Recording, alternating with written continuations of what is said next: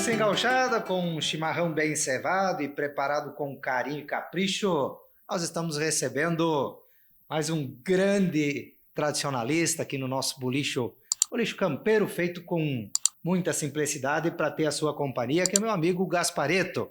Gaspareto, seja bem-vindo no nosso TCast Brasil de Bombacha. Isso aí, Kiko. Muito obrigado pelo convite. Aquece o coração, né? A gente poder contar um pouquinho da nossa história.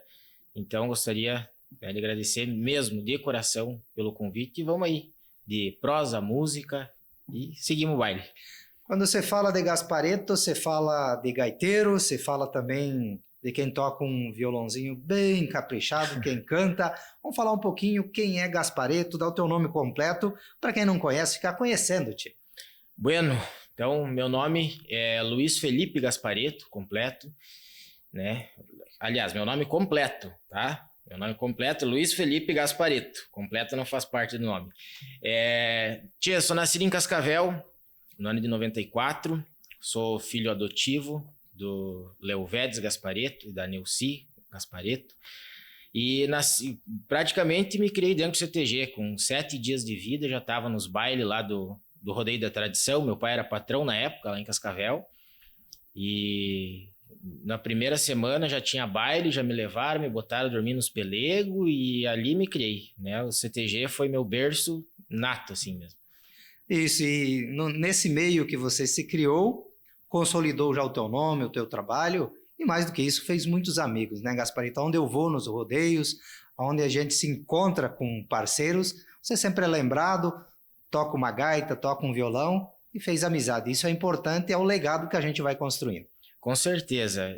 Das amizades que eu fiz dentro do tradicionalismo, como um todo, né, não só dentro do CTG, Kiko, mas do tradicionalismo, eu acho que são as amizades que eu conservo hoje, né? Desde do tempo de infância, né? Os amigos que eu tenho hoje, meus compadres, eu conheci dentro do CTG ou dentro do meio gaúcho, né? Então, isso é uma dádiva que eu recebi do tradicionalismo, né? Isso eu não posso negar. Isso, e nós temos uma relíquia aqui sobre a mesa, uma gaitinha de botão que tem muita história e significa muito para você, porque foi com essa gaita que você começou a tocar. Vamos falar quantos anos você tinha, como é que foi o envolvimento, o primeiro contato com a gaita de botão? Bueno, vamos lá. Meu primeiro contato com a gaita foi com 2 anos de idade. Eu ganhei da minha mãe e da minha irmã uma gaitinha de brinquedo.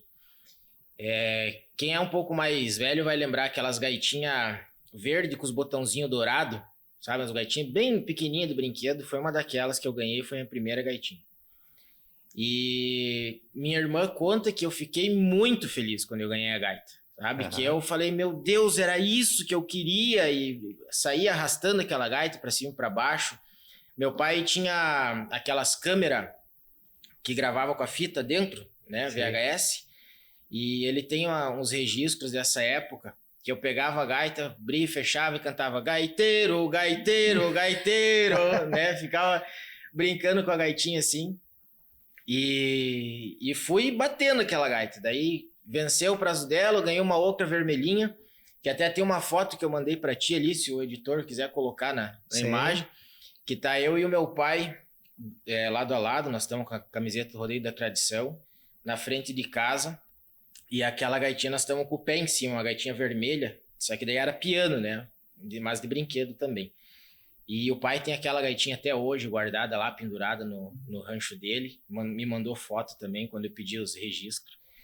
E ali, assim, foi meu primeiro contato com o instrumento. Não foi já num contexto de aula, mas foi o meu acesso ao instrumento. Uma paixão à primeira vista. Exatamente, né? Veio de berço mesmo, né? Pequenininho. E eu lembro que nessa época eu tenho uns registros na memória disso, que eu escutava as músicas, sentava com a gaita do lado e eu, na minha inocência ali, tentava tocar junto, né?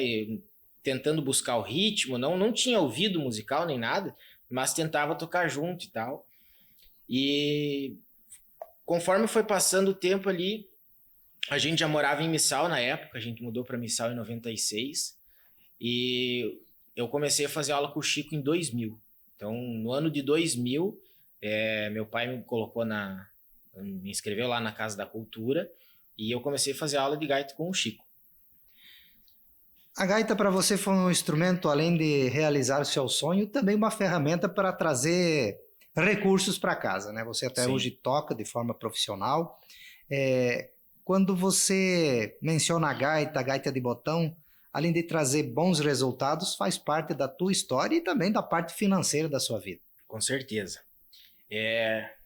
Tudo começou lá, né? Em 2000. Só pegando o gancho para dar fechar sequência. A linha de raciocínio, né, cara? Essa gaitinha aqui, eu lembro até hoje o dia que ela chegou em casa. Sabe? Meu pai trouxe ela de Cascavel. Eu não lembro, na época, o que ele foi fazer em Cascavel. E o Chico falou que sabia dessa gaitinha lá para venda. E o pai trouxe. E quando ele chegou em casa, ele chegou com... O pai tinha um Monza na época. E ele colocou a gaita no porta-mala do carro. E a hora que ele chegou em casa, eu fui correndo ver se ele tinha trazido a gaita. E daí o pai falou, pega a mala do pai no porta-mala. E daí a hora que ele abriu, tinha a gaitinha dentro. E, cara, eu lembro, assim, do cheiro da gaita, sabe? Quando abriu o porta-mala, eu vi a gaitinha, assim, ela não tinha capa, não tinha nada, assim. Eu lembro do cheiro da gaita, assim, sabe? Quando eu recebi ela.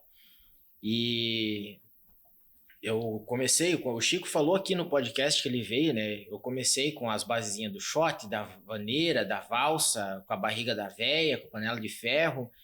E, se não me engano, em 2001, gravei com essa gaitinha aqui, a minha participação no CD Os Gaiteiros do Paraná. Gravei a música Panela de Ferro, né? Com essa gaitinha aqui também. E ali começou, cara, meu envolvimento aí já parte mais técnica, no contexto de aula, né? E fui evoluindo, fui dentro dos rodeios e agora voltando porque tu me perguntou dessa parte assim do sustento através da gaita, sim, até quero responder ao Chico, que ele fez uma brincadeira na vinda dele aqui, que um aluno dele tinha ligado, falou que tinha casado com uma fazendeira pela gaita e coisa, mas eu falo por mim, agora direciono para ti, Chico, que esse instrumento aqui, tá, me fez evoluir musicalmente e trouxe o meu sustento. Aquilo que eu sou hoje, aquilo que eu construí na minha vida até hoje, eu devo muito a esse instrumento e muito a você por ter me ensinado a tocar. Então, publicamente aqui, Chico, muito obrigado. Muito obrigado de coração. Que coisa linda, que coisa linda. E você como aluno? Você era um aluno que teve facilidade e foi tirando rápido, tinha dificuldade? Como é que era como aluno? Porque tem uns com mais dificuldades, outros menos. Sim, com certeza. Então, Kiko, eu fazendo uma retrospectiva assim da minha parte de aula, eu sempre tive facilidade para aprender. Eu sempre tive facilidade para pegar coisas de ouvido, né? Depois, conforme fui aprendendo, porque a escola do Chico, né, o método dele ensinar é um método mais auditivo, né? Ele é mais prático. Então, a gente não aprende com partitura, não aprende assim com essa teoria muito regrada, né? Então, é uma coisa, ele passa oralmente a informação e faz a gente praticar, né? Então, isso estimula a audição. Então, eu sempre tive facilidade de aprender de ouvido. Só que isso também me deixou, em um certo ponto, muito preguiçoso, porque eu sabia que eu ia conseguir fazer, né? Então, às vezes, eu pegava coisa na aula, pegava bem ligeiro, assim, e tal, chegava em casa, dava uma ensaiada 1, 2 dias, mas até chegar a voltar na aula de novo, eu tinha relaxado nos estudos ali, porque eu tinha essa facilidade. Então, era uma briga em casa, porque eu ia na aula, pegava, chegava em casa empolgado, treinava, aí passava essa febre, né, tipo essa emoção daquilo que eu estava aprendendo, aí eu relaxava. Aí ficava nessa cabo de guerra ali com o pai e a mãe cobrando para ensaiar e eu me esquivando dos ensaios e coisa, mas de um modo geral, assim, sempre tive facilidade para aprender, para receber informação. Quero te fazer uma pergunta, fiquei sabendo agora que você falou que é filho adotivo. Sim. Tem muitas pessoas que eu conheço que são pessoas, filhos adotivos e que têm preconceito. No teu caso, isso não te atrapalhou, mas serviu também de incentivo, né, para tocar, para agradar a família que você faz parte. Vamos deixar um recado para quem está lá em casa, de repente, se colocando como vítima da sociedade, enfim, com dificuldade. O que você fala com relação com você sendo um filho adotivo? Tá, assim, ó, é um assunto polêmico. E delicado. É, né? Muito assim, né? Porque eu já ouvi muita coisa na minha vida, assim, Kiko, em relação a isso, né? Uma coisa, assim, que me marca da minha infância é da sociedade que eu morava, isso pensando no começo dos anos 2000, então, hoje é um tema delicado, na época muito mais, né? Então, uma coisa que me marcou da minha infância era, assim, eu chegava com meu pai e com a minha mãe nos lugares, assim, que as pessoas não nos conheciam, né? Fora de CTG e coisa. E o pai e a mãe se apresentavam e tal, e a pessoa perguntava, quem que é esse aqui? Daí a mãe falava, esse aqui é meu filho. Daí as pessoas falavam, tá, mas é tão moreninho, sabe? E eu, na minha inocência, na época eu não tinha noção do o que estava por trás daquilo, sabe? Então, hoje vendo assim, falo, cara, isso poderia ter gerado uma mágoa muito grande em mim, sabe? De despertar sentimentos como, eu não pertenço a essa família, não sou daqui, né? Então, é complicado, cara, é complicado. Graças a Deus, isso não me afetou, graças a Deus, assim, eu sou muito bem resolvido em relação a isso. Amo minha família, amo meus pais, devo tudo a eles, assim, né?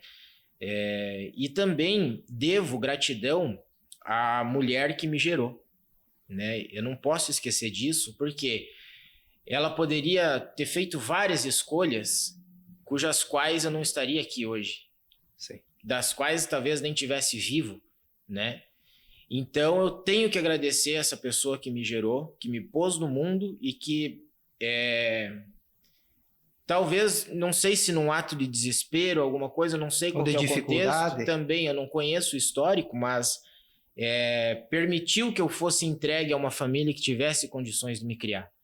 Bonito. E daí você olha, né, tantas pessoas que não tiveram a mesma sorte que eu, sabe? Tantas pessoas, tantas crianças que vivem num abrigo que talvez nunca vão encontrar uma família, ter esse suporte, essa estrutura, né, perdidas por aí. Então, sou muito abençoado, agradeço a Deus, tenho uma enorme gratidão à minha família que me criou e à pessoa que me gerou, que me pôs no mundo e que, graças a ela, eu tô aqui hoje também. Então tá, vamos voltar no assunto da gaita. A expectativa, depois que você aprendeu, você falou que já tinha gravado um CD, menino, mas aquela vontade de subir no palco para tocar. Desperta isso no coração do gaiteiro. Tchê, então, aquilo ali, essa parte do palco, ela é meio uma consequência, né? Até desse segmento que a gente vive dentro do tradicionalismo. Porque existem as competições que favorecem esse tipo de situação, né? Então, gera uma coisa assim, eu vou aprender gaita para competir, né? Às vezes a pessoa tá participando do CTG, tá dançando e tal, vai lá, se interessa pela gaita, começa a aprender gaita e já vai direcionando aquilo para competição.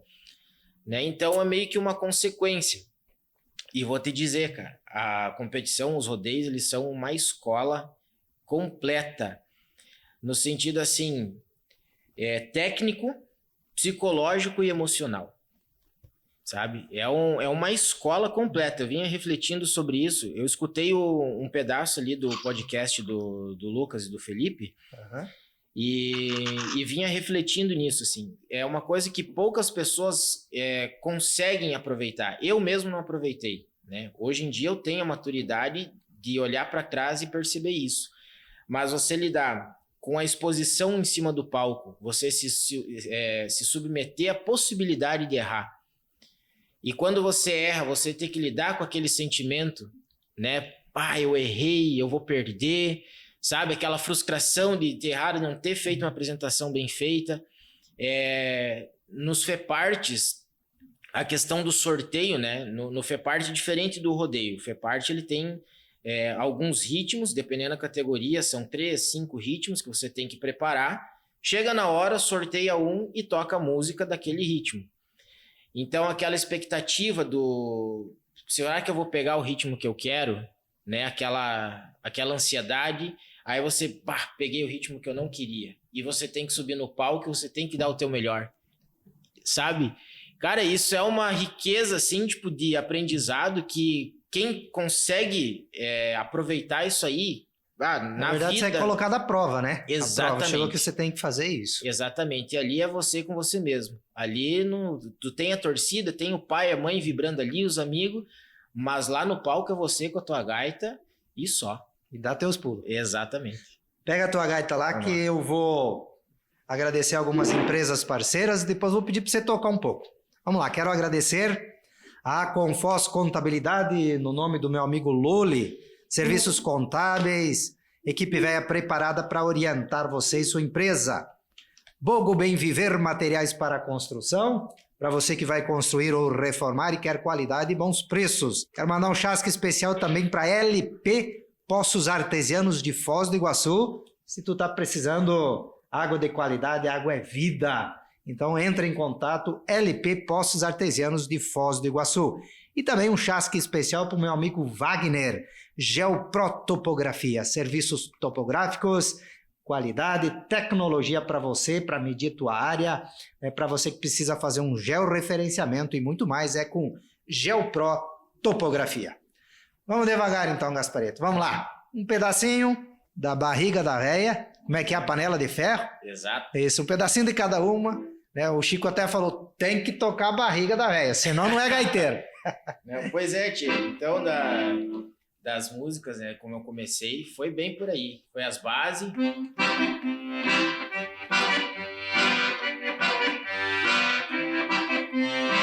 Que ele ensina, a base do choque.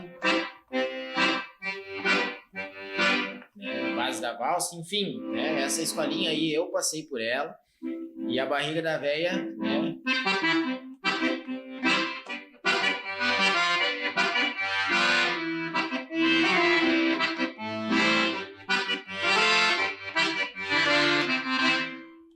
Aí, bem marcadinho, né? Exatamente, bem compassado. E, tia, agora eu quero fazer um parênteses da panela de ferro, cara.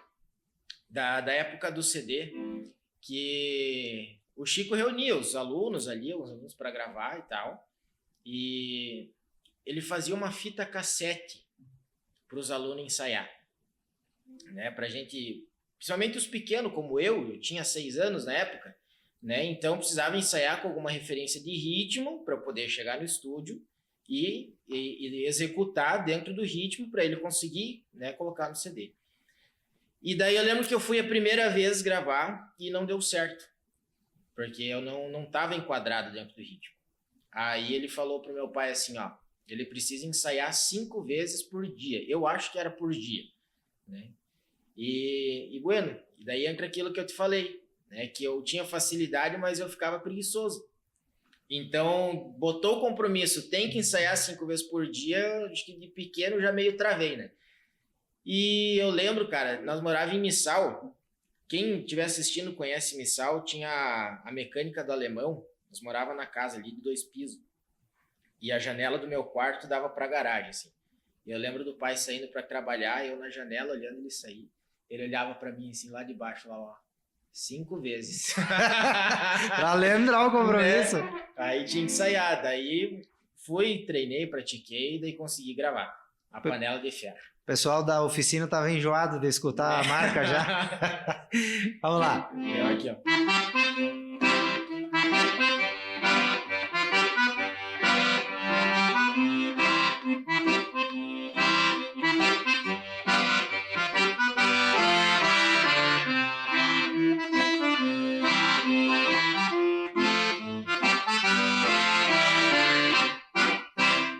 Essa é a panela de ferro. Panela de ferro, essa aí tu traz desde criança. Essa sim.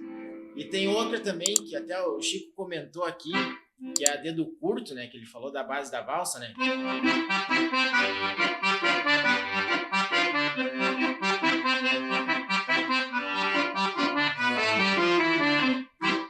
Essa música aqui, ele me ensinou a base de chamamé. Né? O chamamé, ele é um ritmo um pouco quebrado para aprender, né? Então, ele demora a encaixar no ouvido, porque a baixaria dele é mais acentuada, né? Ela não é tão... Tipo, ela tem uns contratempos, digamos assim. A base da valsa, ela é aqui, ó. 1, 2, 3. 1, 2, 3, né? Quadradinho. 1, 2, 3. Bem pontuado. E no chamamé entra os contratempos. Então fica... 1, 2, 3. 1, 2, 3. Mais rapidinho também. Mas tem o contra, né? 1 e 2, 3. 1 e 2 e 3. 1 e 2 e 3. Então, para aprender, para entrar na cabeça, você encaixar essa base com uma melodia, ela fica meio difícil, assim, fica meio quebrada no ouvido. E ele usou o dedo curto para me ensinar. E, cara, foi a forma que eu aprendi a tocar chamamé. Então, que era um ritmo que eu queria muito aprender. E daí ficou... Mas...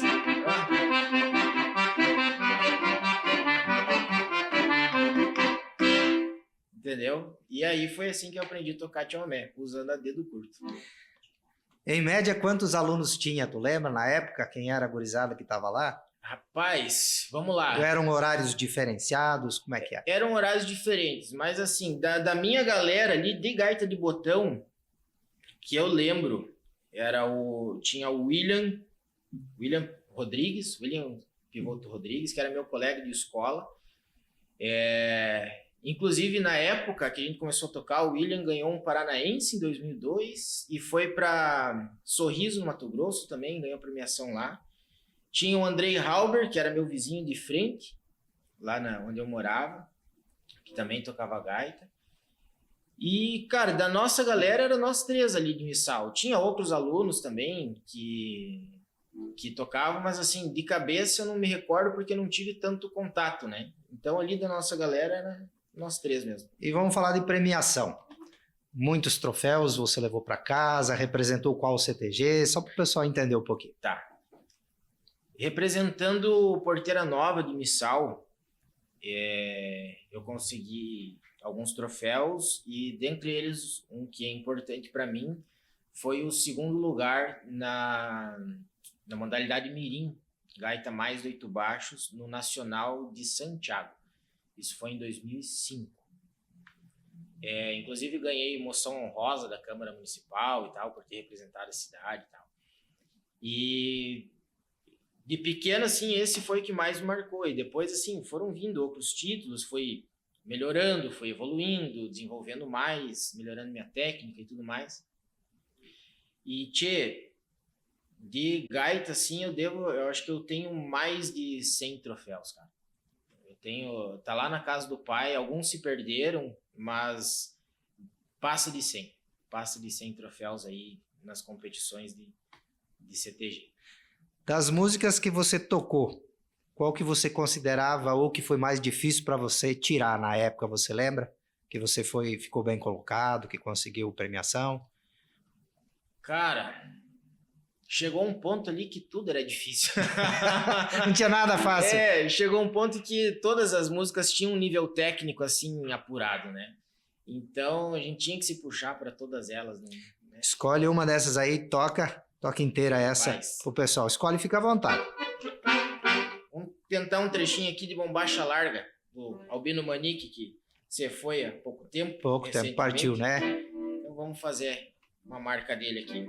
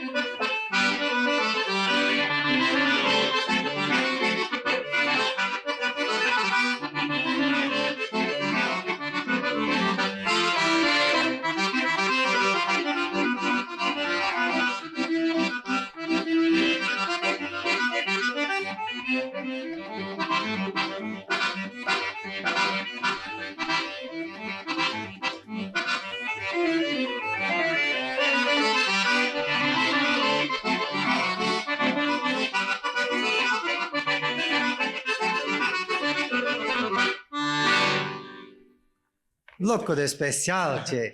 Deixa eu fazer uma pergunta. Gasparito, você teve alguma fase da sua vida que você pensou em desistir da gaita, fazer outras coisas ou não? Tchê, assim, ó, teve épocas da minha vida que, na verdade, eu não sabia muito para onde correr e a gaita foi o que me manteve no centro, Aham. né?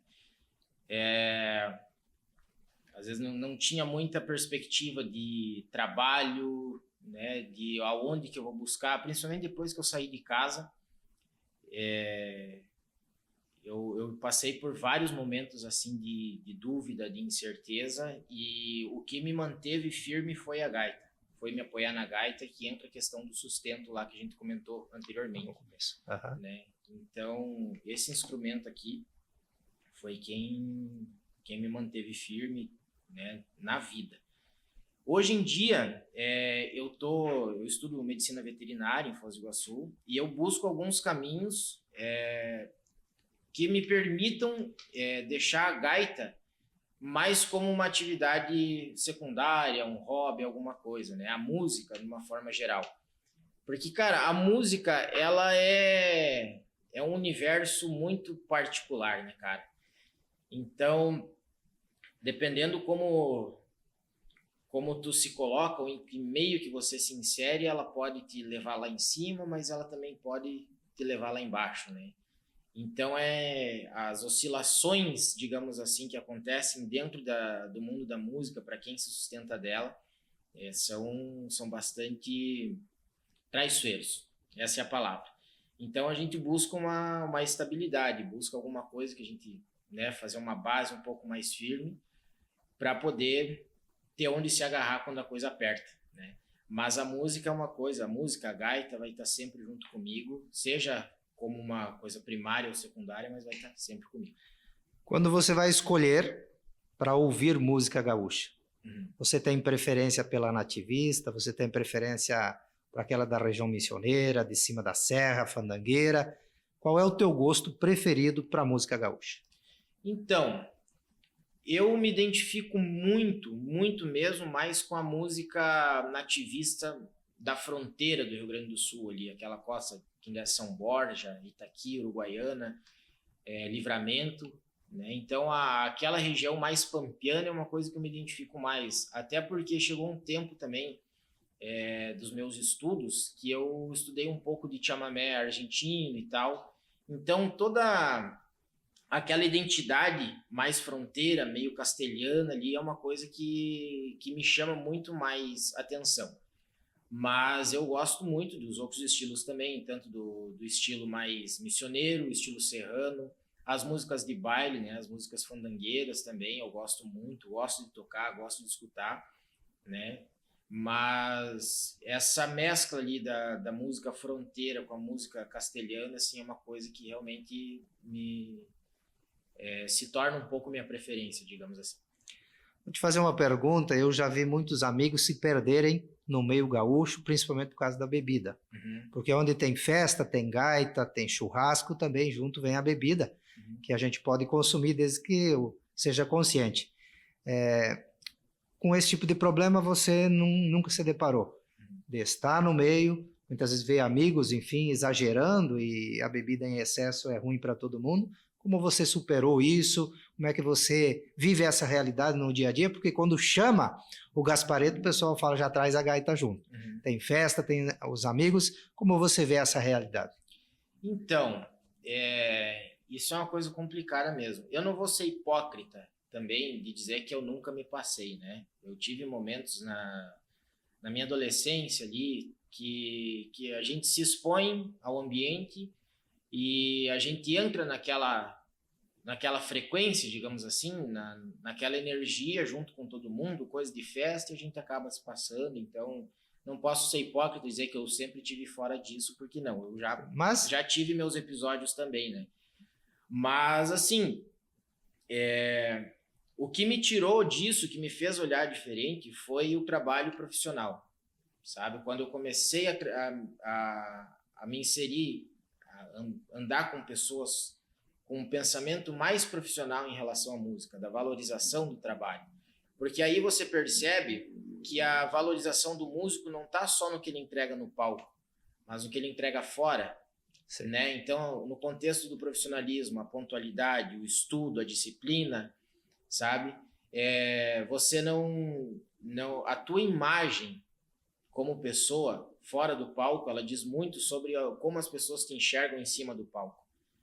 Então, isso foi uma virada de chave na minha vida, né? Quando eu entendi que as pessoas me respeitariam muito mais se eu não fosse, Gasparetto, gaiteiro e tal, borracho aí, não sei o quê, vem aqui pela cachaça, pelo trago, né? E tudo mais, né? Então, essa percepção externa muda quando a gente começa a se comportar diferente, né? Então, isso para mim foi uma virada de chave. E, claro, a gente vê muitas pessoas, muitos amigos. Eu tive a oportunidade também de ver alguns músicos assim conhecidos que eu admirava, tendo posturas negativas nesse sentido, né, da bebida, né, e tudo mais. Porque a gente tem casos de artistas que subiram no palco e não conseguiam cantar porque beberam demais. Exatamente. E a sociedade acaba aqui cobrando, né? Que a gente fala, você deixa um legado e tem pessoas cuidando e você é espelho para alguém sempre. Exatamente. Né? E às vezes tu não sabe quem tá te assistindo também, né? Tu não conhece a plateia. Às vezes ali no meio tem uma criança que é do teu convívio, que te conhece, né? Às vezes o filho de algum amigo ali que volta e meia tá na tua semana, digamos assim, tu encontra corriqueiramente e ele te admira e daí ele vai lá e vê tu numa situação daquela e a criança ela não se decepciona. Às vezes ela usa aquilo como um incentivo para um comportamento futuro.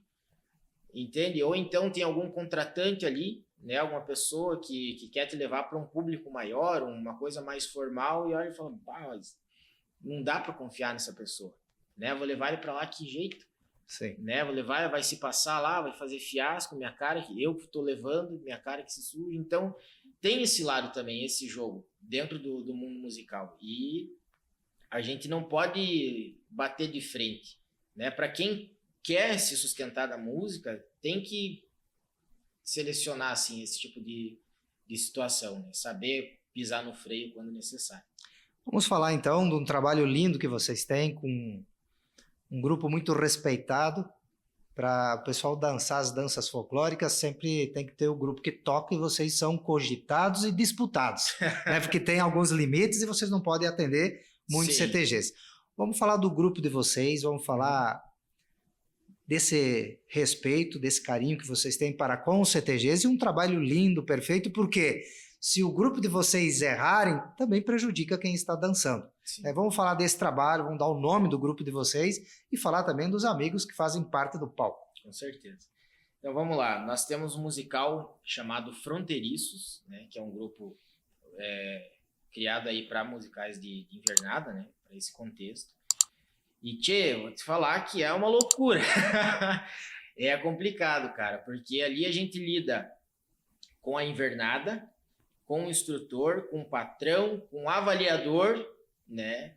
Então é complicado, né? Dentro do MTG a gente tem algumas diretrizes que a gente tem que seguir, né? Do que é permitido realizar nas músicas, né? Então isso acaba limitando um pouco também o processo criativo, né? Às vezes o enriquecimento de algumas partes da harmonia, da música, enfim, alguns detalhes assim mais técnicos, né? Mas a gente tem que se enquadrar, tem que se adaptar ao que os instrutores querem, né? E o que pode fazer também, né? Exatamente. Quando você colocar um arranjo, fazer algo diferente, isso você, na verdade, em vez de ajudar, prejudicar, né? A gente bota o grupo no mato, né? Não tem. Se a gente vai querer fazer por nossa conta, a gente prejudica lá e acaba prejudicando o nosso também depois, né? Vamos escolher uma dança folclórica para você tocar, uma das músicas que você escolhe aí, para nós fazer uma homenagem. Homenagem para o pessoal desde o mirim, o pré-mirim, o juvenil, o adulto, o veterano, o pessoal que encara os palcos para representar e defender os CTGs. Escolhe uma aí. Bueno, vamos lá.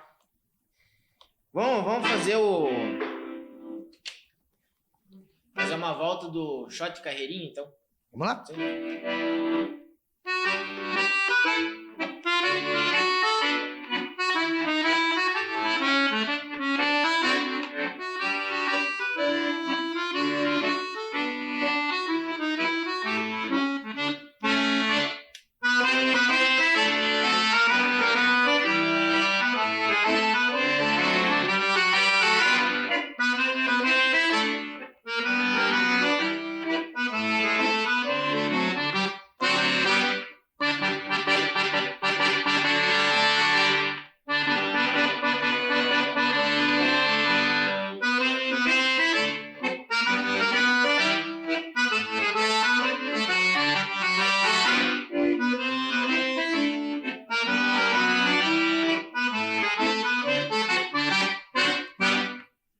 Aí, vamos falar o nome do pessoal que faz parte do grupo? Vamos. Então, sou eu na gaita, daí temos o Edvilson Lamberti, que é o cantor principal, excelente cantor, baita vozeirão, tu conhece bem, Sim, né? demais, canta muito. Que toca violão base para nós. Temos o Marcos Pires, que é o nosso violeiro, né? Toca viola brasileira, o pessoal conhece como viola caipira, mas o Marcos toca demais, a musicalidade dele transcendeu já o mundo caipira, ele é fora da curva. Então ele toca viola e nas coreografias ele toca percussão, faz vocal também. E tem o Fernando Buzacaro, que é o Fofão, todo mundo conhece por Fofão, que é o que faz violão. Ele toca violão 7, mas ele exerce a função de contrabaixo, né? Que no meio gaúcho, dentro dos instrumentos permitidos, meio gaúcho não, meio de invernada, com os instrumentos permitidos, não se tem o contrabaixo, né? Como um instrumento aceito para tocar. Então ele tem um violão 7 cordas, que ele exerce a função de contrabaixo, daí para dar um pouco mais de peso, né? O grave ali para acentuar bem a dança. Então esse é o nosso grupo fronteiriço. E eu lembro quando vocês pregam ali o grito lá em cima do palco, fala sim para a sentinela! Nós que estamos lá embaixo já está tudo arrepiado e o pessoal pronto para entrar. Esse sentimento de lá de baixo, ele vai para cima do palco também? Com certeza, né? A gente tem que... A música, ela é a alma ali do momento, né? Então a gente tem que estar integrado, tem que estar conectado com o grupo ali, com a função, e botar para valer, né? Não tem meia boca ali, né, cara? Tem que vir valendo. Tá, e vai escolhendo uma música aí para você tocar na gaita, depois nós vamos trocar pro violão, mas antes eu quero que você se despeça aí com uma música bem boa. Quero agradecer mais uns parceiros de Foz do Iguaçu, a Agrofoz, do nosso amigo Nanico, pai do Thiago Rossato, uma empresa consolidada, né, sempre com produtos de qualidade, atendendo o homem do campo. A Medisol da Pré-Moldados, do meu amigo Rogério, estruturas pré-fabricadas de alta qualidade. Lend Soluções em Energia Solar, a de Itaipulândia, pessoal que está levando aí iluminação, né? Gerando energia para reduzir os custos e aumentar a receita do pessoal. E nós temos a parceria forte por mais de 10 anos, parceira com a gente, a Sicredi, essa grande cooperativa de crédito que está valorizando a cultura gaúcha, que a gente respeita por demais e é cliente também. Então, seja você também um cliente da Sicredi. Vamos lá, vamos escolher uma para despedir da gaita, depois nós vamos para o violão, porque você conhece de várias ferramentas aí. Vamos lá, fica à vontade. Vamos lá. Bueno, então vamos lá. Vou criar um contexto aqui rapidinho, ainda falando lá do chamamé, né, que era um ritmo que eu queria muito aprender. E vou fazer depois um trechinho da quilômetro 11, porque foi o primeiro chamamé que eu aprendi também, né, com o Chico. E uma coisa que é interessante, assim, tipo, que hoje eu acho interessante, né, na época eu não achava legal, é que quando no meu caso, né, quando eu conheci quilômetro 11, eu conheci uma versão muito bem construída do quilômetro 11. E quando eu fui aprender, eu aprendi uma versão muito simples do quilômetro 11. Então isso foi assim, foi legal aprender, eu estava motivado para aprender, mas eu não queria aprender só o simples, eu queria aprender o complexo, né? Então, isso eu fui buscando assim ao longo do tempo, conforme eu fui evoluindo. Quando eu comecei a participar do Encontro das Águas em Foz também, eu tive acesso a músicos que estavam mais perto dessa cultura, né? E isso foi abrindo. Então, quando a gente aprende, por exemplo, quilômetro 11 e tal, a gente aprende o...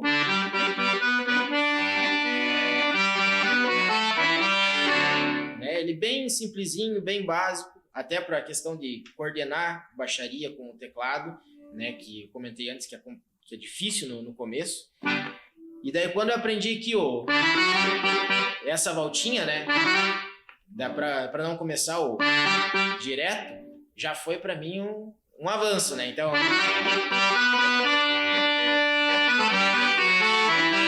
já dava outra cara, né? Já foi encorpando o troço, né? E daí, depois fui buscando referência e tal, fui estudando, e daí agora eu vou tocar da forma que eu tento tocar hoje.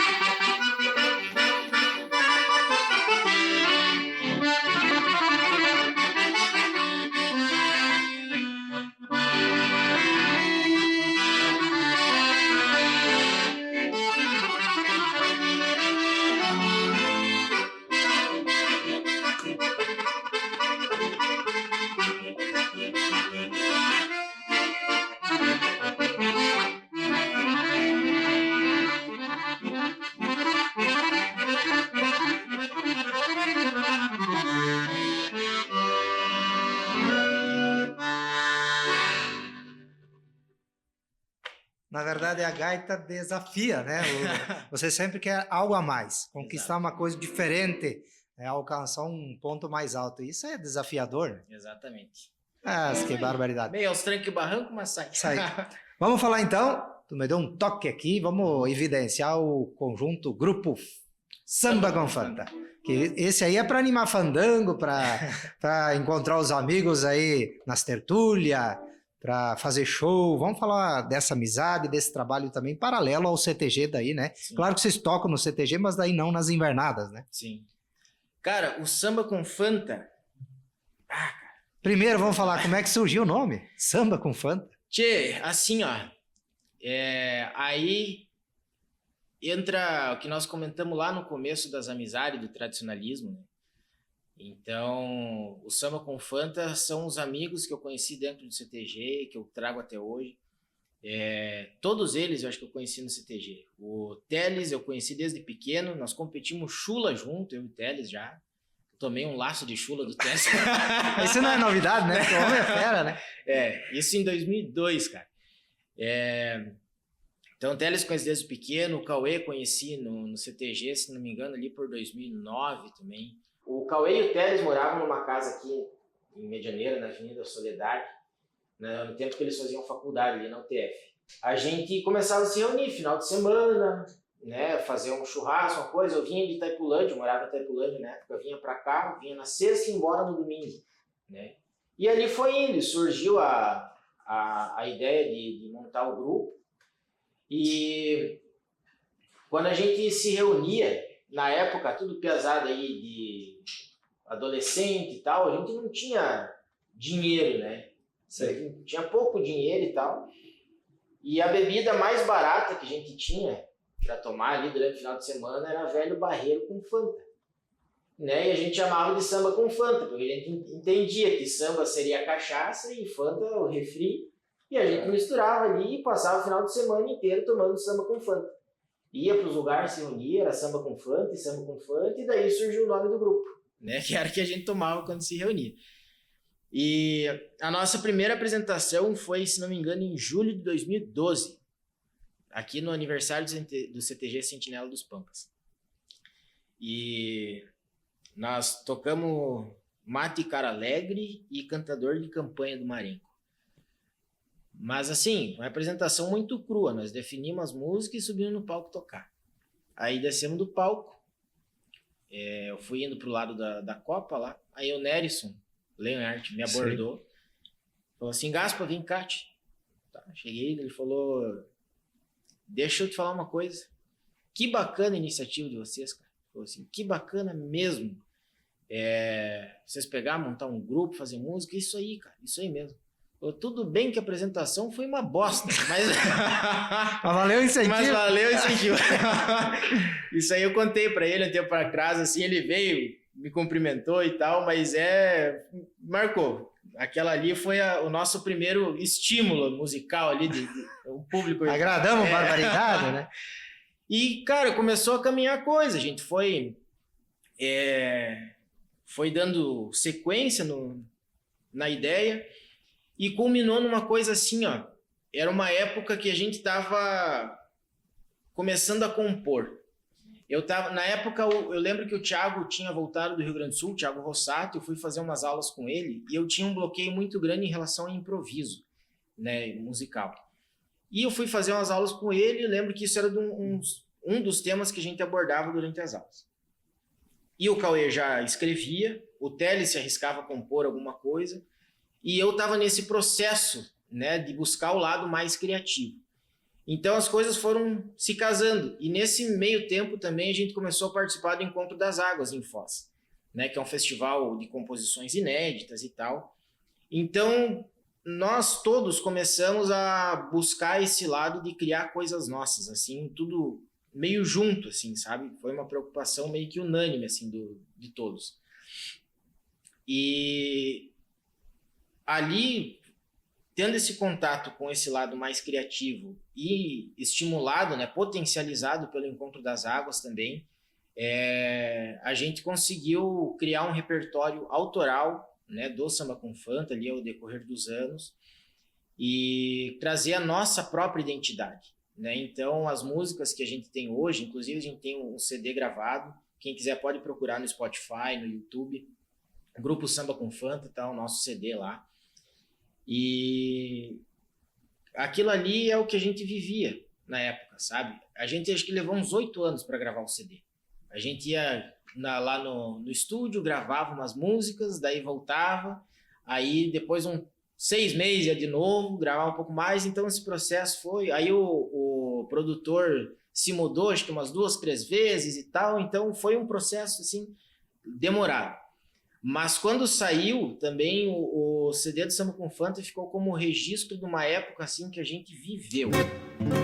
Quando se acende um lampião, se apagam as aparências, há uma mostra a essência, reina a paz e a igualdade, longe de qualquer vaidade, cada um canta suas dores, interpretando os valores, se destaca o da amizade.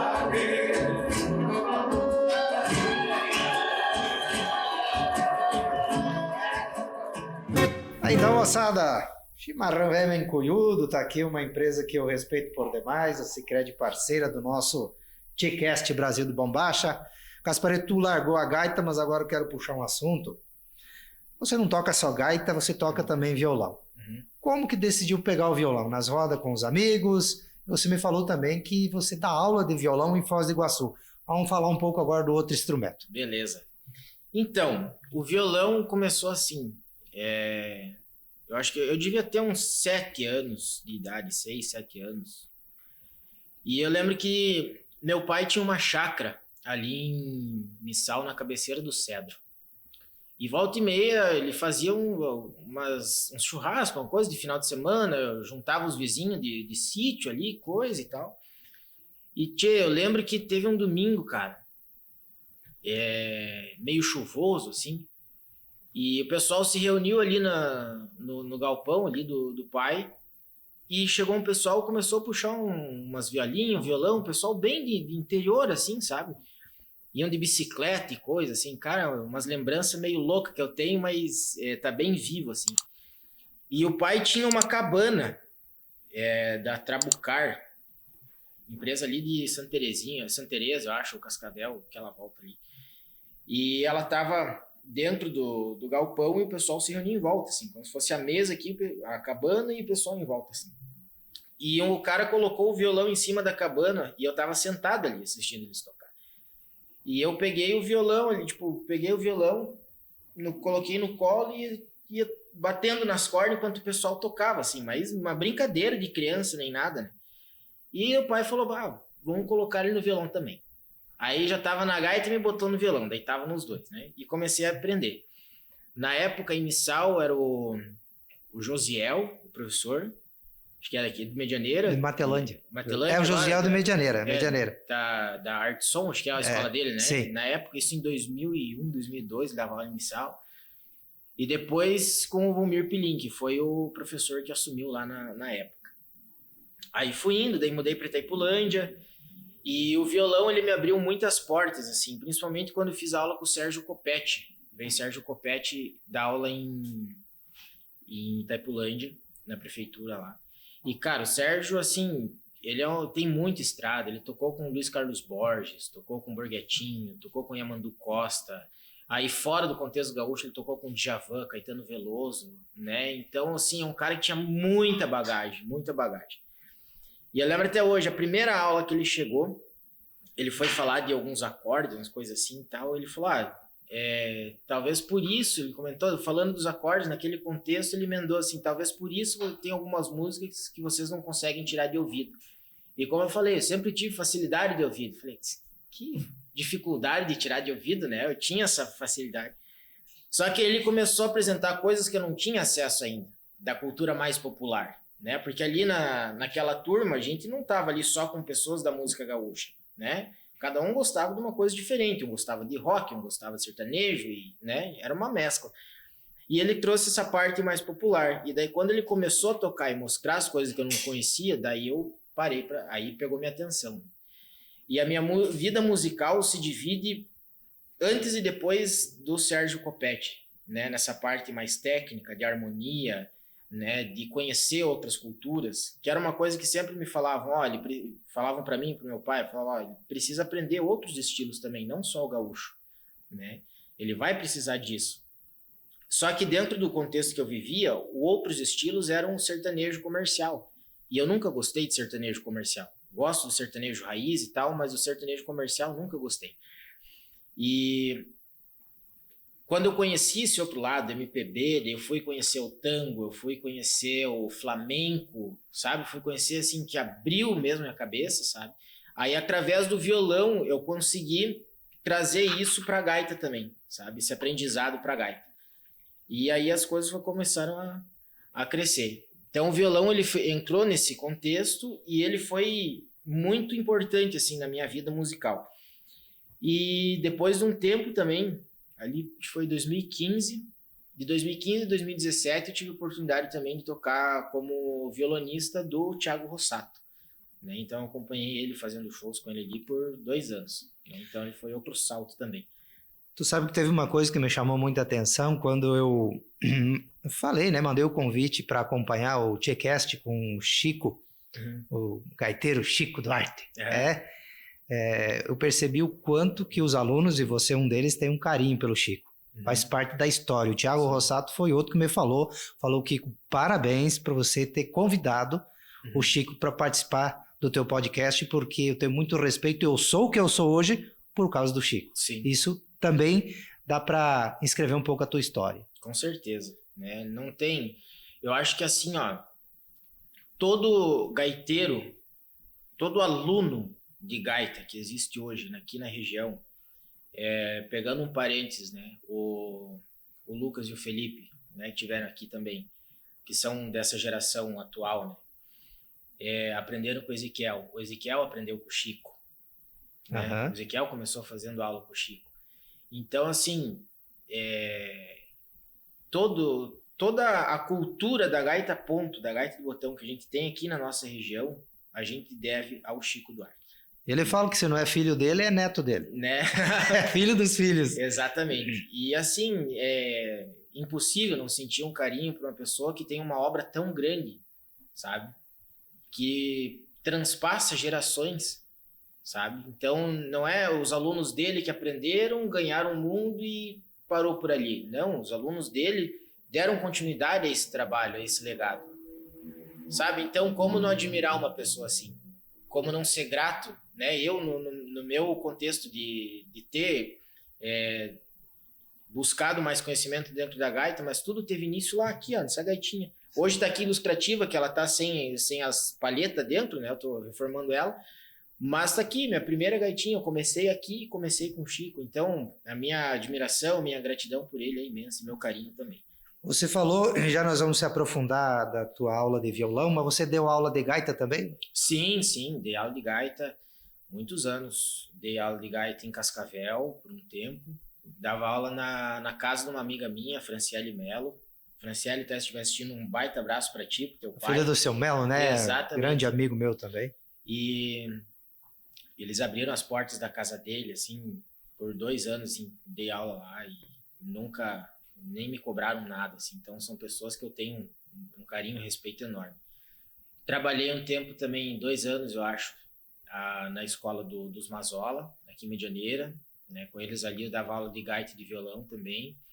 Trabalhei na prefeitura de Missal, dando aula de gaita.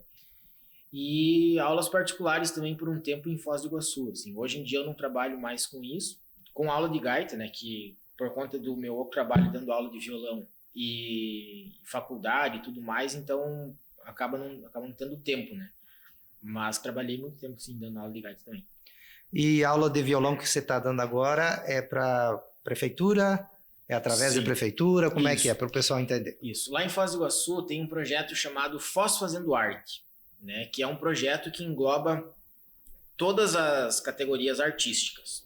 O que se imaginar de categoria artística tem, desde arte circense até teatro, dança, enfim, né, tem de tudo que é tipo de coisa. E daí eles fazem um credenciamento, né, dos arte educadores, como é chamado lá, né? A gente passa por um credenciamento e eles descentralizam as oficinas. Então não é, por exemplo, como era antigamente, assim, tem a Casa da Cultura, que nem lá em Foz, a Fundação Cultural, e todas as oficinas acontecem lá. Lá em Foz do Iguaçu agora eles descentralizam. Então vai para as escolas, vai para o centro de escola-bairro, vai para centro de convivência, né? Todas as entidades filiadas à Fundação Cultural recebem a atenção dos artes educadores, né? Recebem as oficinas. Então eu trabalho em 2 escolas municipais, atendo crianças aí de 3º a 5º ano, dando aula de violão, né, nas escolas municipais. Pega o violão lá, eu aproveito esse momento para falar com você que está acompanhando a gente, ou conhece um amigo, fale do nosso trabalho, se inscreva, TCast Brasil de Bombacha, dê um like, valorize o nosso trabalho. Nós criamos esse espaço para que o artista possa contar um pouco da história, né? E não só o músico, claro que a gente tem mais acesso, até por causa do programa Muito Tempo na Estrada, mas também o pessoal da Invernada de Dança, o pessoal da Lida Campeira. Vamos aproveitar, tu já mexeu também com a Lida Campeira, né? Muitos Gosta? anos. Me criei em cima de cavalo. Olha aí, vamos falar um pouquinho também dessa área aí, aproveitando o gancho. Tchê, eu me criei em cima do cavalo, cara. Meu pai sempre teve, né? O teu pai sabia que gostava, né? Não, e acompanhei meu pai muito tempo em cavalgada. Tinha uma época que tinha em São Miguel o grupo... o Clube do Cavalo Pateando a Fronteira, era o nome do Clube do Cavalo. Ali com o Vilmar, com o Jean, o Zizo, né? Aquela turma ali. E o pai tinha amizade, então ele fazia cavalgada junto com eles e tal. E eu era o parceiro do pai, né? Então a gente saía às vezes de Missal a cavalo, ia até um trecho ali entre São Miguel e Missal e se encontrava com a turma ali e ia embora. Então eu era o parceiro do pai, desde pequeno acompanhava ele nas cavalgadas, dormindo nos pelegos e coisa. E, cara, que lembranças, né? Eu tenho muito carinho por essa época, assim, porque... Quase não tem mais tempo para isso, né? É verdade, Gasparetto? A gente, com os afazeres, os compromissos, correria, a gente vai deixando muitas vezes aquilo que a gente gosta de lado, com as obrigações da gente, né? É uma coisa que eu sinto falta, assim. Eu lembro que eu e o pai, a gente saía a cavalo, e o pai ele tinha uma égua que sempre puxava mais à frente, eu ficava um pouquinho mais atrás, assim. A gente tava tocando o cavalo para acompanhar o pai. E a gente nunca foi, assim, de conversar muito, né? A gente ia mais silencioso e tal, e volta e meia o pai começava a cantar alguma coisa, olhando assim. E tinha umas horas que ele começava a assoviar, né, sabe? E eu odiava aquele assovio. Mas odiava de um jeito, aquilo me incomodava um tanto, assim, era meio desafinado e tal. E eu me incomodava com aquilo, assim, cara, mas hoje, assim, é uma memória que eu queria muito ter de novo.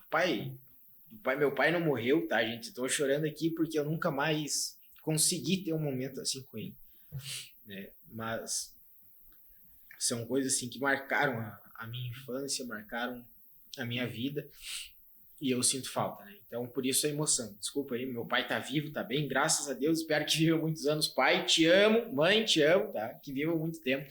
E que volte, né, esses momentos, né? Que exatamente. Volte. Eu quero ter a oportunidade de poder ter mais momentos assim com meu pai.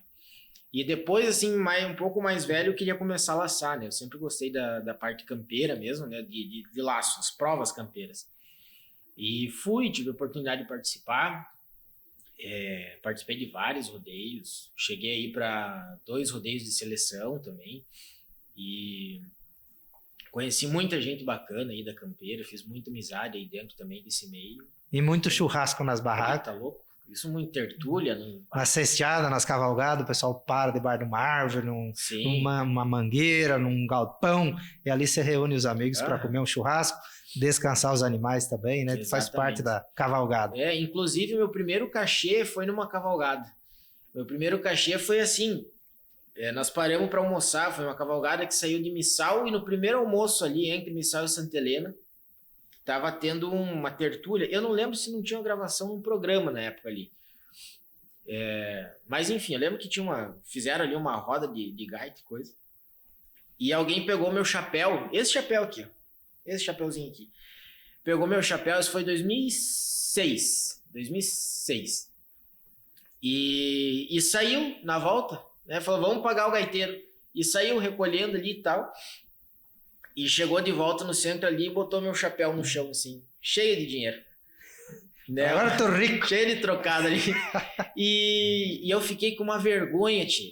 Uma vergonha, porque tava uma roda de gente, assim, assistindo tocar. E o cara largou o chapéu com os trocados ali bem na minha frente, tio. E eu não queria juntar, eu fiquei com vergonha, me escondi atrás da gaita, assim, tentei fugir. Aí vieram lá, juntaram, recolheram, botaram o chapéu na minha cabeça e o dinheiro na capa da minha gaita, assim. Daí eu fiquei mais tranquilo. Mas veio numa cavalgada, primeiro cachê. Aí, ó. Vamos lá. Uma de violão agora, se quiser cantar, vai tocar, tá em casa aqui. Estamos partindo para a reta final do programa, né? Então Bueno, vamos lá, fica à deixa vontade. eu tentar conferir a afinação do violão aqui, tio. Aquela desculpinha dos violonistas tu conhece, né? Que a gente passa metade da vida afinando e metade da vida tocando desafinado. Né? Vamos só dar uma conferida aqui para não fazer feio. Daí a culpa fica só na voz. É, não mas se fica o cara no- vai capinar, tem que afiar a enxada, né? Exatamente. Ou tem que afiar o machado. Bem isso.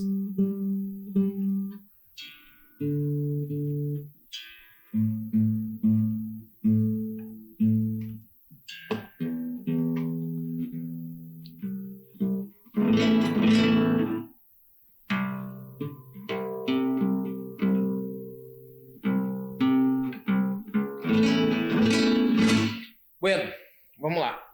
E eu vou arriscar cantar uma, né? Eu não sou um cantor, mas vou tentar uma aqui. Posso contar a história da música? Pode, está em casa. Bueno, então assim, ó. Essa música eu quero dedicar ao meu amigo, meu irmão Rodrigo Leonhardt, toda a família, né? O Leandro, o Nerison, os parceiros lá do Sul, o Adilson, o Roberto Maier, o Cid Biriva, toda a galera ali.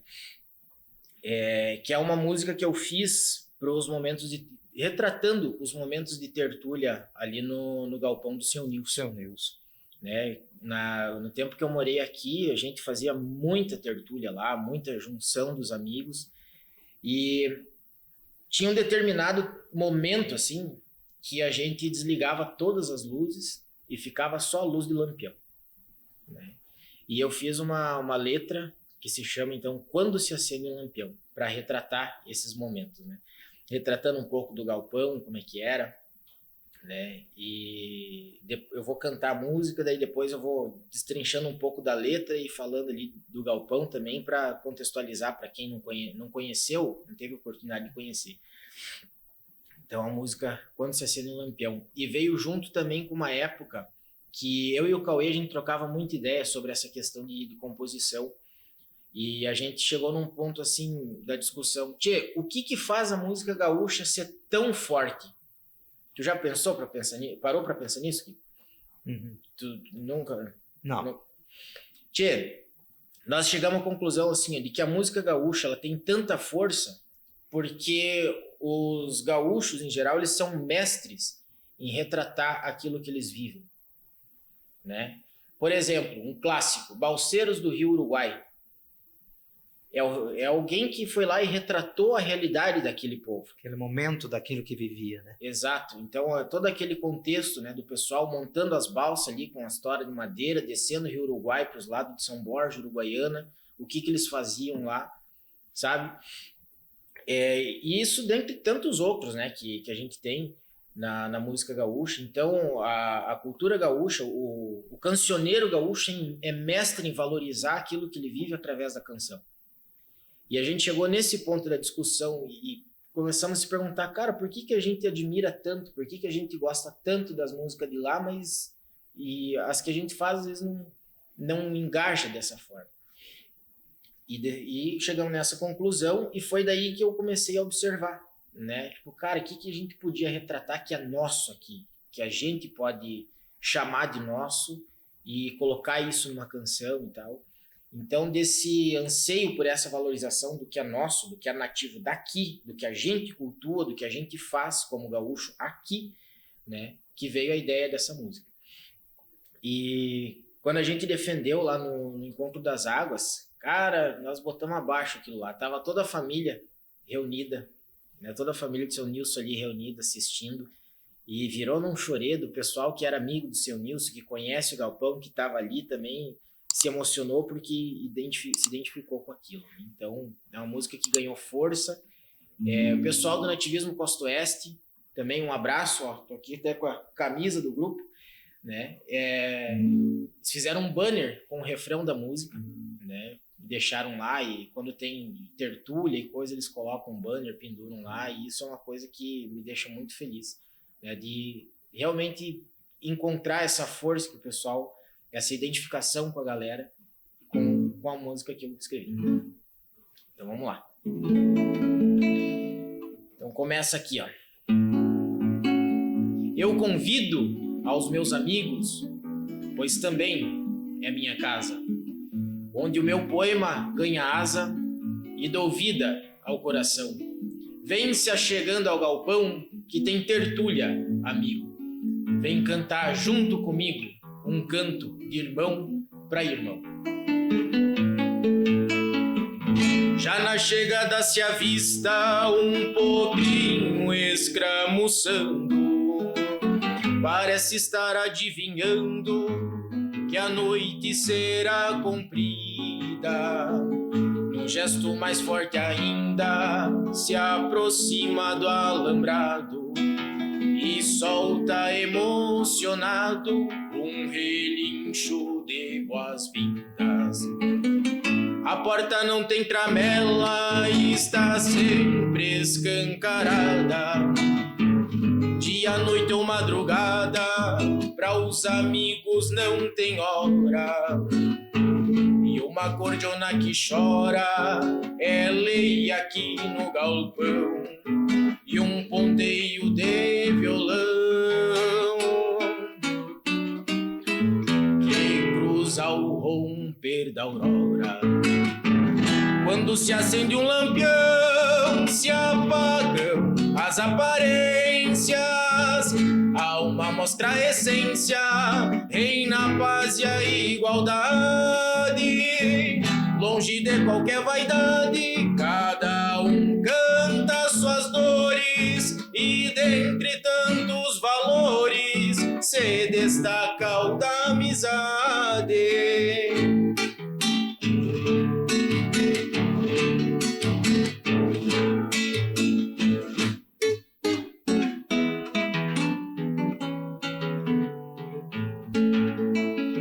Nas noites que tem tertúlia, o galpão se ilumina, cumprindo a sua sina com milonga e chamamé. Isso é o que o Rodrigo quer, é o que o seu Nilson queria. Amizade e parceria, mantendo o rancho de pé. Na boca da madrugada, quando se encerra a folia, um sopro de calmaria toma conta do galpão. Sinto estar em comunhão com aqueles que nos deixaram quando os luzeiros se apagam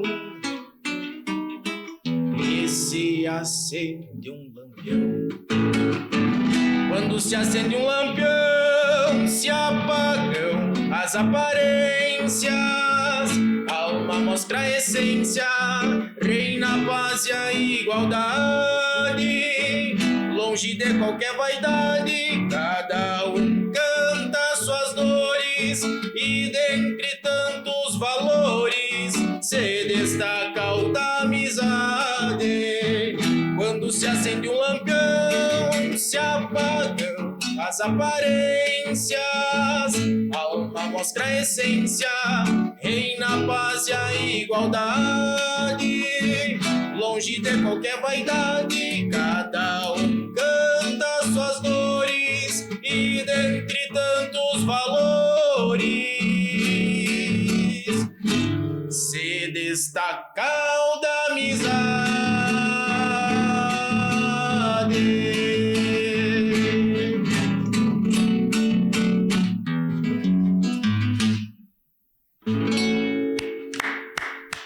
Show de bola! Só quem vivenciou, né? Eu gravei vários programas lá com o seu Nilson, a família dele, Rodrigo, Nerison, Leandro. O Leandro dançou com nós, o Nerison está dançando, foi parceiro de invernada. Né? O Rodrigo hoje parceiro patrocinador da gente na rádio, grande bolicho campeiro, né? Para quem quer pilcha gaúcha, faca de qualidade, ó, acesse Bolicho Campeiro, fala com o nosso amigo Rodrigo Leonardi. Isso tudo a gente guarda no coração. Primeiro programa Brasil de Bombacha que eu gravei em 2005, o seu Nilson estava lá. Né? Reuni os amigos, convidei, ele sempre foi parceiro. Tenho vários programas, a gente está preparando uma homenagem para ele, com os filhos aqui, batendo um papo. Tem passagens onde ele ensinou como é que prepara um charque, como é que ele fazia para reunir os amigos, ajeitar o galpão. Ele sempre me pregava ali um grito: Kiko, vamos gravar, vamos se organizar. E ele sempre puxava à frente, porque ele vivia o tradicionalismo. Quando partiu foi uma perca muito grande para o tradicionalismo, e sem falar a família, né, que sentiu a falta do seu Nilson, mas está guardado nas boas lembranças. Com certeza. Pois é, o seu Nilson foi uma personalidade ímpar, né, dentro do tradicionalismo aqui na região. Né? Tive a oportunidade de conviver com ele. Meu pai era muito amigo dele também. Né? Mas ali, quando ele estava mais na reta final ali, que eu me aproximei um pouco mais do Rodrigo, do pessoal, né, que eu estreitei um pouco mais a amizade. Até teve um dia que eu estava indo para Cascavel, que eu ia um dia antes, dormia lá para dar aula no outro dia. E eu passei ali no galpão, né, para dar um salve, uns conhecidos que estavam ali. E o Rodrigo chegou e falou: Gaspar, eu não queria te pedir, cara, mas o pai fala muito de ti como gaiteiro e tal, tu se incomoda se tu pegar a gaita e fazer uma, duas músicas aqui? Eu falei: cara, claro que não, tio. E puxamos uma gaita ali e tal, então eu já tava, né, num estágio final ali, tá louco, era uma pessoa sensacional. Aí, contamos um pouquinho da tua história, falamos dos amigos. Quero te deixar à vontade para as considerações finais, dizer que o nosso TcheCast aqui é para os amigos, criamos para vocês. Eu falo que a nossa lida não é muito fácil. Tudo que você vai fazer precisa profissionalismo, tem custo, tem trabalho. Mas quando a gente faz aquilo que gosta, a carga é bem mais leve, a gente faz com amor. Fica à vontade no nosso programa e dizer que a tramela está do lado de fora. Quando tu quiser voltar, prega-lhe o grito. Tchê, Kiko, em primeiro lugar, queria te parabenizar pelo projeto, tá? Como eu falei no começo, assim, aquece o coração da gente poder contar um pouquinho da nossa história, né? Você vê, às vezes, numa roda de amigos, assim, tipo, estão falando de um assunto, cada um quer contar um pouco da experiência que teve dentro daquele assunto, né? Então, falo por mim, assim, às vezes, tipo, quando eu assisto, né, um podcast, como assistir os outros que vieram aqui no teu podcast também, eu pensando: cara, é bacana a gente poder falar um pouco da nossa história, dos nossos caminhos, assim, são coisas que a gente tem que se orgulhar, né, foi o que trouxe a gente até aqui. Então, parabéns e obrigado por abrir esse espaço, né, e também por priorizar as figuras, digamos assim, aqui da região, né. Não sei assim quais são os teus anseios, mas tipo, muitas pessoas começam um projeto desse, buscam entrevistar pessoas famosas, conhecidas, e você fazendo o caminho contrário, valorizando quem é daqui, quem é de perto, quem faz parte da tua história, que já veio no teu programa, né, do Brasil de Bombacha, pessoas que você conviveu. Então, isso é um diferencial muito grande e eu te parabenizo e tiro meu chapéu para ti. Obrigado, meu irmão. E obrigado mais uma vez aqui pela oportunidade de contar um pouquinho de mim. Isso aqui só existe porque tem vocês. Quero falar que eu nunca me imaginei sendo apresentador de programa, enfim, o destino é que nos encaminha, né? Eu tive a oportunidade de trabalhar lá atrás com o Ivan Taborda, fazendo a Loche, e por força do destino, cada um foi para um lado, e eu cheguei aqui em Medianeira, nós montamos uma produtora, e o seu Aller, da TV aqui de Medianeira, me procurou, ele falou que eu quero um programa gaúcho na minha televisão. Eu já tentei algumas vezes, não deu certo, e eu queria te convidar para ser parceiro da TV, a TV Interativa. Eu falei, seu Waller, eu de programa gaúcho conheço, porque eu estava fazendo já a parte dos bastidores, contato com os músicos. Eu olhei para ele e falei, nós só precisamos encontrar um apresentador. Ele olhou para mim e falou, mas como assim? Eu falei, sim, arrumar um apresentador. Ele falou, você vai apresentar. Né? Então, assim, nunca me imaginei de dizer que eu ia apresentar um programa gaúcho. Eu olhei para ele e falei, se tu acha que dá para encarar, nós experimentamos. Ele falou, eu faço sem custo para você, vamos experimentar. Isso foi lá atrás, então, em 2005, e até hoje estamos aí. Fazendo o que a gente gosta. Eu era envolvido em CTG, então a gente fala daquilo que a gente vive. Esse é o diferencial. E você me contava uma história da letra que você escreveu, e eu estava lembrando aqui de uma música que tu conhece, da família Guedes, do Jorge Guedes, Nego Betão. O Nego Betão, eu estive lá no Rio Grande do Sul, num CTG ao qual esse Nego Betão participava. Quando o Jorge Guedes escreveu essa letra, ele escreveu para o Nego Betão. E veja como que a coisa é engraçada, ele fez uma homenagem. E estive lá conversando com o pessoal, falei com hoje viúva do Nego Betão, ele falou, Kiko, quando ele ouviu essa música, ele ficou tão emocionado que ele partiu dessa terra. Uma homenagem da família Guedes, Jorge Guedes fez para ele. Então, quando a gente escreve, quando a gente faz o que gosta, convida um amigo e faz do coração, a gente faz para alegrar pessoas e a gente não sabe o impacto, né, e o sentimento que isso causa no coração. Então, você está de parabéns. Dizer que nós vamos estar aqui recebendo, né, a família do seu Nilson Leonard e vamos estar lembrando desses momentos. Beleza? Isso aí. Feito. Deus te abençoe por aqui. Aí, ó, bom retorno para casa. Obrigado por você ter aceitado o nosso convite e nós vamos embora. Agradeço o convite. Fique aí ajojado com a gente, porque em breve voltamos com mais um TCast Brasil de Bombacha.